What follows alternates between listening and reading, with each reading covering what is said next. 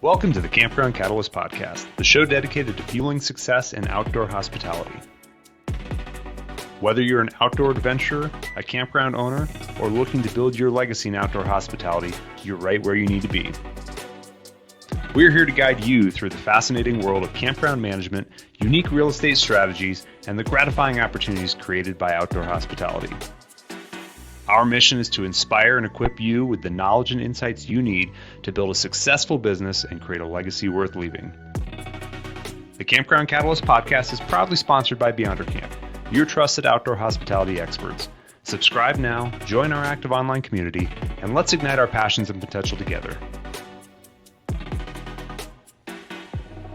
Welcome back to the Campground Catalyst Podcast. I'm one of your co-hosts, Adam Lendy, here with my fellow co-hosts, Robert Earl, Justin Hoggett, Don Spafford. Gentlemen, how are you today?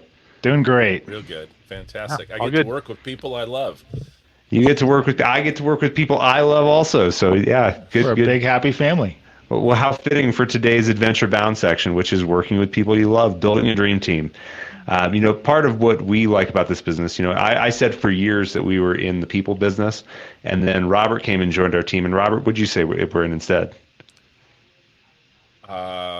Remind me. I don't remember exactly. Which quote are we talking about this time, huh? He had so many profound statements, he doesn't even remember them all.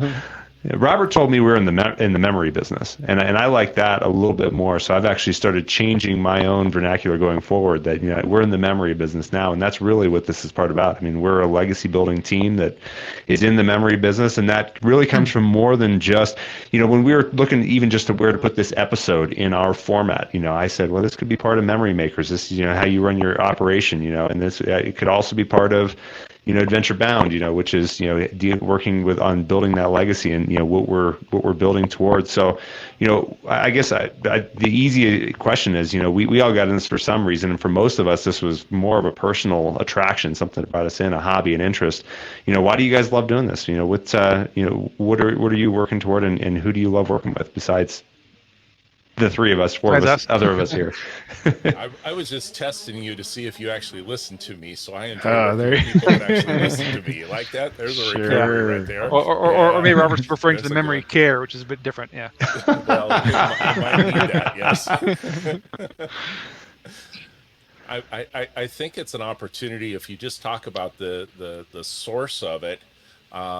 We have these backgrounds behind us, but I think in our camping adventures, we've all been in that type of setting. So when you're in that type of setting and you get to share that with other people, that's the opportunity to make memories. And when you can work with the three of you and our extended team to help put that together, that's pretty special. Thanks, Robert. You feel the same?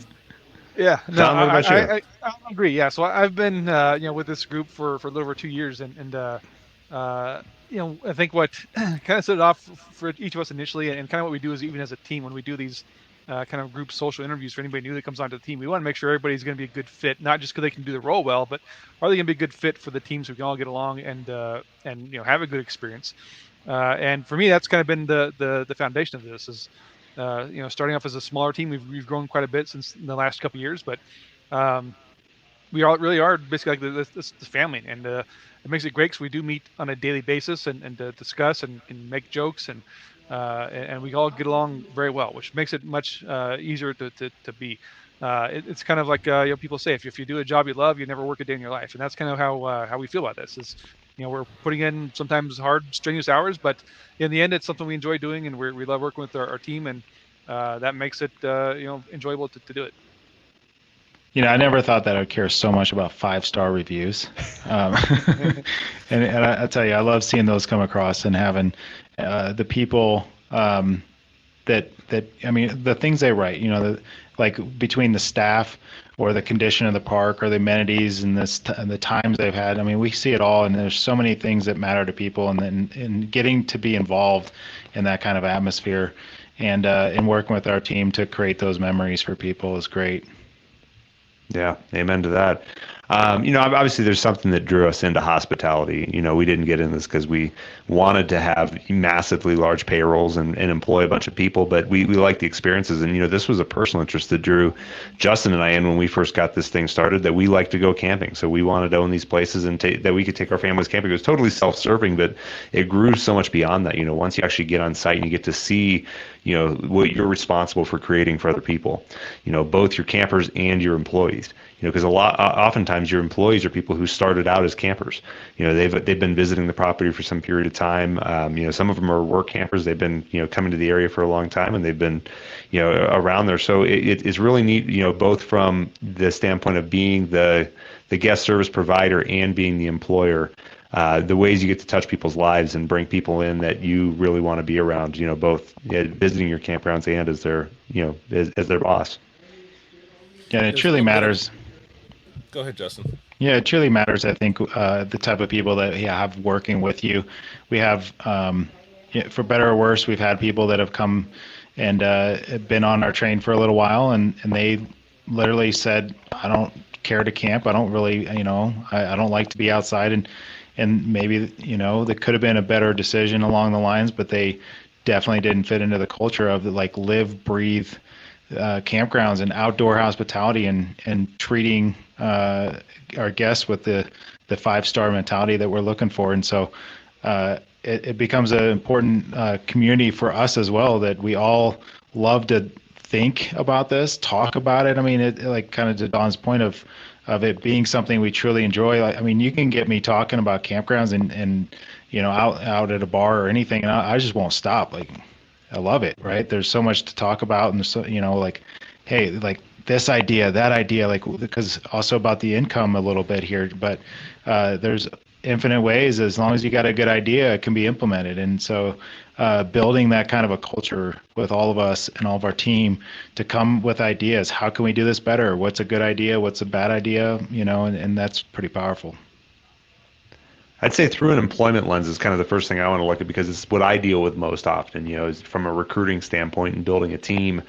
I talk to a lot of campground owners. We run into a lot of moms and pops who have owned their business for 30, 40 years, and they're tired of employees. They'll tell you they don't want to hire anybody else. They want to run it themselves. And, oftentimes when we're having that conversation is when they're ready to sell their campground because they're burnt out.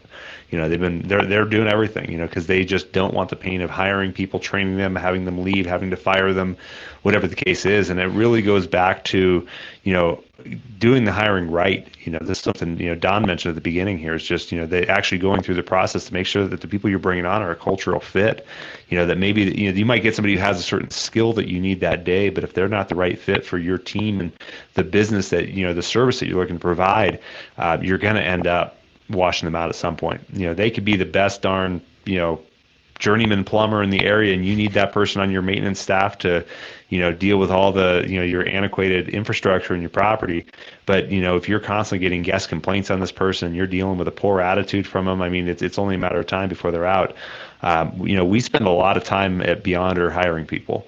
And I'll tell you what, it's hard when we do see someone go, because usually at that point, just by the time we've gotten them to an offer letter, we spent 8 to 10 hours working with that person. Now, you can't afford doing that with every one of your hires, right? If you're looking for a seasonal front desk person, that you're hiring teenagers, you're not going to spend that much time interviewing them all, but really a lot of thought needs to be given to what are the skills you're hiring the person on? Is it the hard skills or the soft skills? You're going to be in a relationship with this individual longer than you dated some people in high school or college. And when that went bad, how quickly did you want to get out of it? So you're going to be in a day in, day out situation, and throw guests involved with it. That positive attitude that those individuals have, that looking for that 5-star experience, that has to spill over to the guest. It has to be ingrained. It has to be part of their nature. That's a part that can't always be trained. So you do have to spend the time up front and go through the process of being slow to hire, quick to fire. But I also don't like to use the term that we fire. I think that we help folks self-discover that this is not the right environment for them. It's through their actions. It's through them not living up to that 5-star experience that Justin talks about, that they have raised their hand and said, I'm not a good fit here. You may have to help them find the door, but that we want to create that environment where they're figuring that out themselves as well. Yeah. I think an important point to remember there is that going back to the guest experience, right? That's the whole point of having your campground to be successful. Is you have to have those great guest experiences, and their first, or pretty much all their contact at the property. If you're not yourself the owner operator there talking to all the guests, is your staff, right? They're going to be the ones checking them in, the ones kind of answering their questions, helping them with their purchase of stuff in the store or whatever it may be. So, if they're not out there giving that great experience for the entire time those guests are there, they're probably not going to come back. They're not going to give you a good review. So your business really literally depends on them and the kind of service they can provide to your guests. Where they can know how to calculate some numbers, run a calculator to sell some stuff is one thing, but if they can have that personality to make people feel welcomed and have an enjoyable time, that's the difference maker. You can teach somebody how to do math, I guess, right? But having that personality is what you can't really train somebody on that. So you just got to get the right person that's welcoming and open to provide that experience to people. Yep, and part of that, especially when it comes to the hiring process, is getting clear on your values. It's something that we went through the exercise a couple years ago when we switched our business over to the EOS model, which, if anybody's not familiar with, was a system designed by a guy named Gino Wickman, and it's a great model that a lot of companies use for building a platform, and a campground owner can use it too. It might feel a little big and corporate-y, but honestly, you got to go through the exercise and understand, as you're building a business, what are the things you're looking for. But one of the great exercises we've done on a regular basis has been what's called the people analyzer. And that's where you're laying out everybody that works for you and you're measuring them against your values, and then whether they want or have the capacity to do their job. But the very first test is those values, and that should really come in the hirings. We shouldn't be doing this 6 months to a year after we got the person on. We should understand up front, is this person going to be the right fit for the business I'm building? Because just as you mentioned, Don, this person's representing you, and then this is going to start affecting the other people you love, which are your guests. Which if you're somebody who's spent time building a business in the campground industry, you probably built some long-term relationships with some of these guests. Yeah. And even with the other staff, a negative attitude can spread to other employees as well. So it's very important to have the right attitude. Yeah. Well, and as Robert mentioned too, when you get to the point where you have to help that person out the door, typically by the time you've recognized it, your other staff has already been well aware of it for a long time, and how they respond in the future is going to be based on how you handle it with that person. If you allow that to persist, if you accept it, they're going to realize that's what the standard is. Same with the guest as to what they do. So, some of those values when I'm on the ground or at the campgrounds is no job is too big or too small for any individual that's on the campground. Adam, I know you and I were at a campground together, and we both came back with pockets full of trash, debris, candy bar wrappers, whatever, just what had blown around from that particular day, to be willing to pick those things up and to be able to go through those. I think also then what we look at from the there's a mix between wanting to be that mom and pop feel, but also being corporate, because we have our investors involved, is making sure that we don't have layer upon layer upon layer of the staffing as well. Even in some mom and pop campgrounds, we see this where they have themselves, and then they have the assistant manager, and then they have the assistant to the assistant, and the assistant to the assistant, and the activities director, and now they have to do social media, so they bring another person on, and they have so many layers that are on there that they financially just can't support it. So it's making sure that you have the right people that are adept at doing multiple different situations. And Don, to follow up on your point, I actually wrote a training manual one time of putting a system in, and one of the terms I put in it was mash this button. That's actually what I had in there, so that it was understood by the staff that was there. When you make a reservation, make sure you mash this button. You make a good point, Robert, and I'll tell you, when we first got into this business, we were totally guilty of doing that, of creating multiple layers of management and middle management within a campground. And what we ended up finding is you got a lot of, well, that's not my job, for one thing, which of course, as you mentioned, goes against our culture here and goes against a lot of our values that we all do whatever it takes to get the job done. But what it also ended up doing for us is just creating a lot of confusion about what people were supposed to do, what roles they were in. You had some people that had never been in a leadership role before that didn't understand what that meant, and they thought it meant that means you sit in an office somewhere and bark orders at somebody else. So we had people that were putting their feet up on the desk and not actually ever really lifting more than the phone. So that's something we quickly changed around our campground. I think we stripped away all the titles with the exception of the manager. We kind of gave everybody a homogenous, title in our campgrounds, and you might have a specialization, right? If you're the guy who knows electrical and plumbing, and you primarily do maintenance work, you're still that, but you're still also a guest service representative. They're all guest relations specialists with a specialty in that area, and then if the general manager asks you to do something, you do it. You can't operate the guest. The guest is not going to pull out your org chart and see who's responsible for what's supposed to be done. If their picnic table needs to get fixed, or if their electric's not working, they need it taken care of, period. 100%. I guess tying that back now to the people in the campground, this is something that we've actually just had a discussion on this today, is something that came up around our office. But, if you're working in a campground, if you're the owner, if you're the manager, you're going to be seeing a lot of the same people week in, week out. This is the guests, back to the guests you love. But what about building boundaries, safe boundaries between you and those guests to make sure that you can have this happy relationship with certain expectations over time? Robert, you've got more experience at, boots on the ground than we do. Give me your thoughts on that. You're in a situation where it's always interesting when you bring on a new manager at a park. And we're talking about mostly seasonal or monthly guests, and we've had an episode where we discuss that, and so you get some of our definitions there. But you have somebody that's there at a longer term. Whoever the new person is, whether it be a manager, whether it be a front desk staff, they look to see what they can get away with.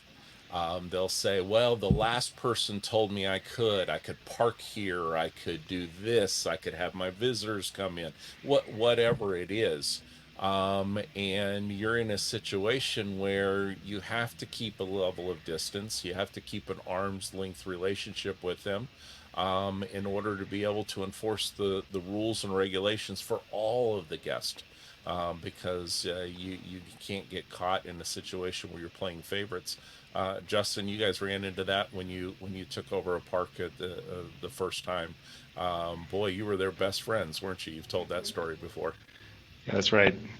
Bringing us drinks and favors or whatever. Yeah, it was quite the ordeal. I mean, they propped you up on this pedestal, and it was pretty uncomfortable. And you quickly, and every park too, but you quickly understand what they're doing, right? Yes, they're nice people.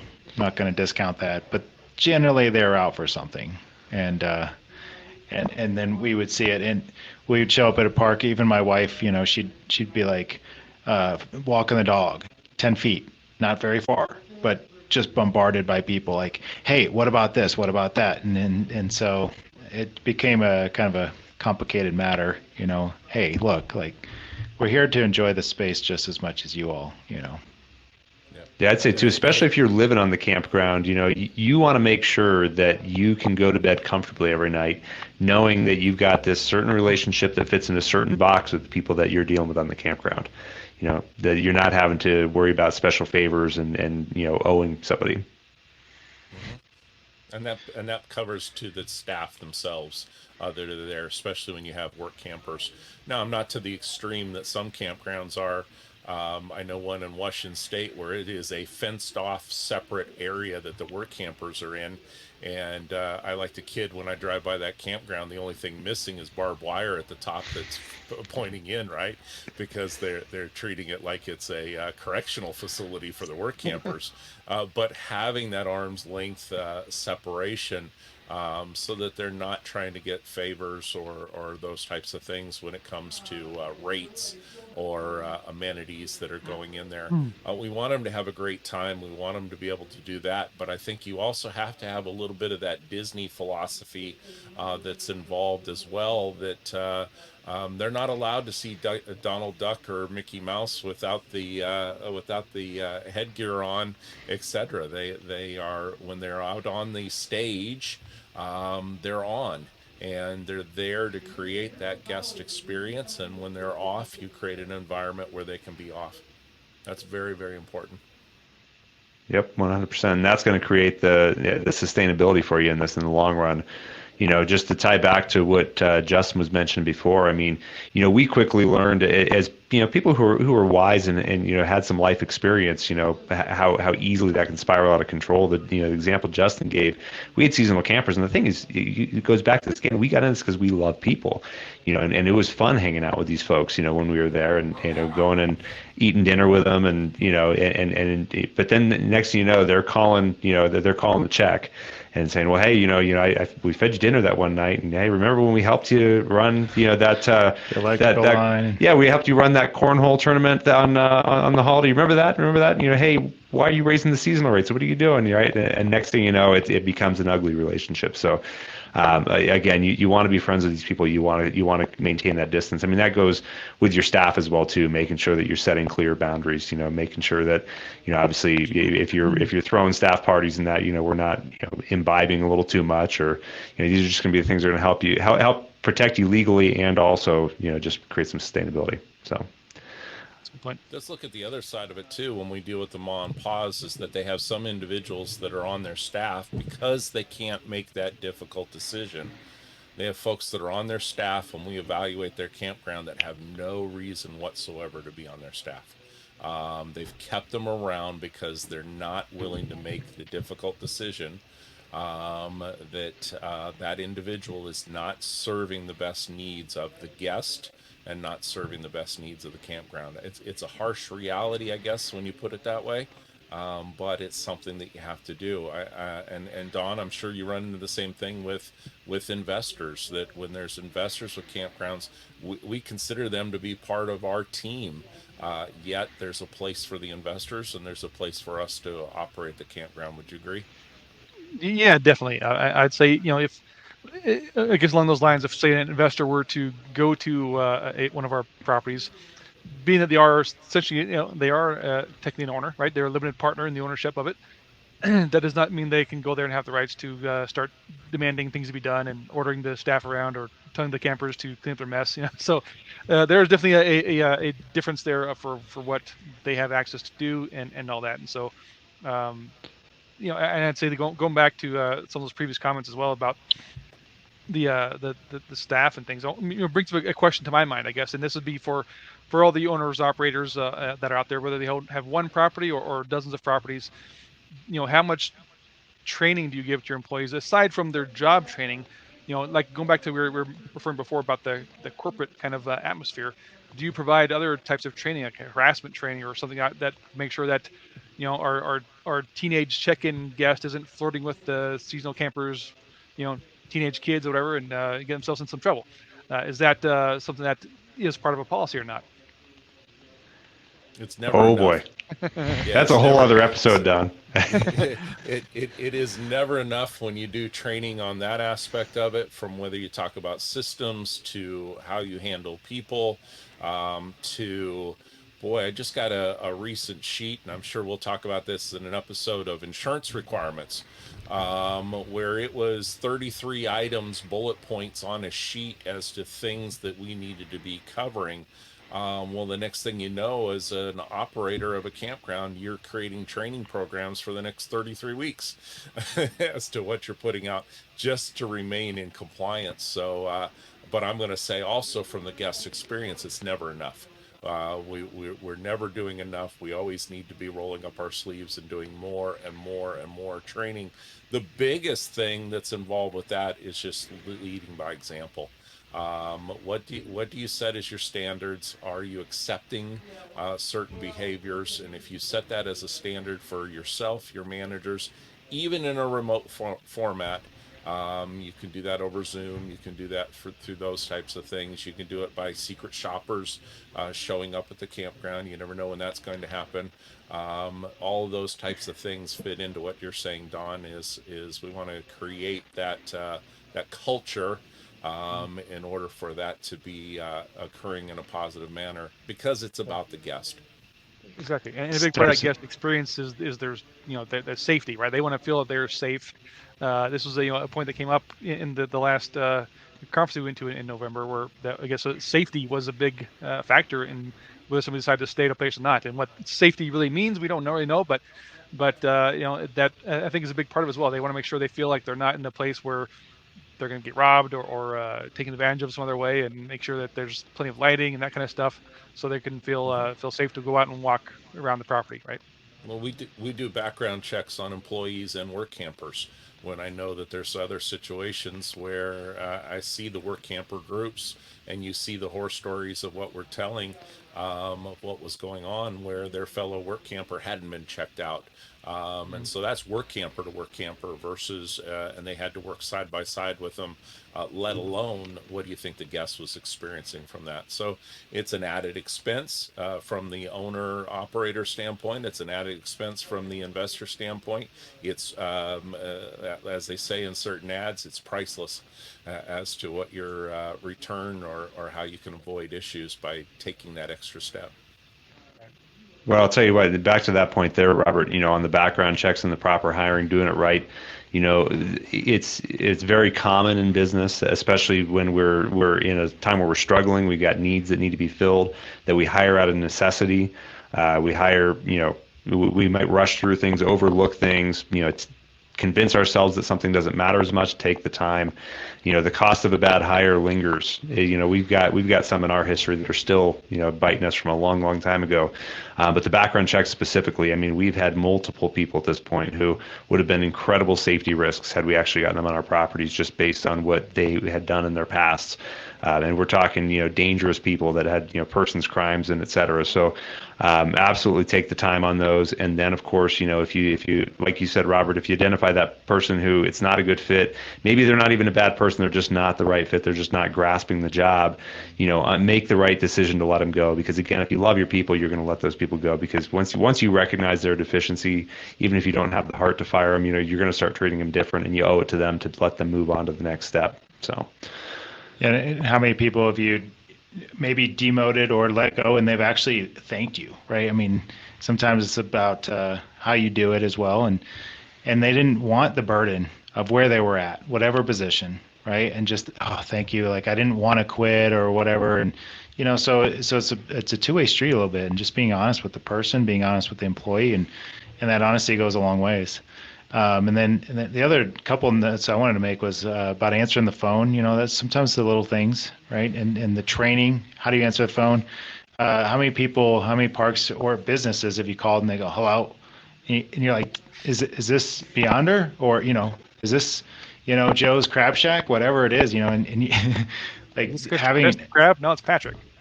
Right? And the first response you have in your head is like, I don't think I wanted to actually call them, right? But you're now on the phone, and so the whole experience is almost ruined from the very get-go. So it's exceptionally important. And note, we're doing phone answering training next week. Okay, we need a reminder session on that because, like I said, There's never enough. Yeah, and there's a specific campground in Kansas. Adam and I, this is one of the very early parks that we looked at, and it became a comical, it's a joke now, this lady, she would fight over on the reviews, the people would leave negative reviews, and she would fight over the responses, like, well, you did this and you did that, and it was, so it's a professional atmosphere that we have here. It's making sure that we've done trainings on this too, how to appropriately respond to people, how to both 1-star and 5-star reviews, because there's all types. We get all kind of reviews. We're obviously striving for those 5 stars, but when the 1-stars come in, you don't say, well, it's your fault. So just the right people, the right attitude goes a long ways. 100%. Well, I think that's a good place to wrap it up for today. This episode, like we said, kind of fell into a couple of categories, but it was really important for us. I know I really jumped on the employment side of things. I think that's crucial because, of course, you've got an army that you're delegating authority to go out and represent you and create the impression that you're looking to achieve. So I think that's where you have the biggest opportunity to impact people, but also, of course, considering, just relationships with campground guests. Of course, this question or this topic really comes from a discussion that, started over in our community, of course, on Patreon. And we have the opportunity on Patreon, for our members to get their questions addressed on the show. So be sure to jump over there and join campgroundcatalyst.com. Make sure you're subscribing and share this with somebody who you think would provide value to. Thank you so much for joining us today.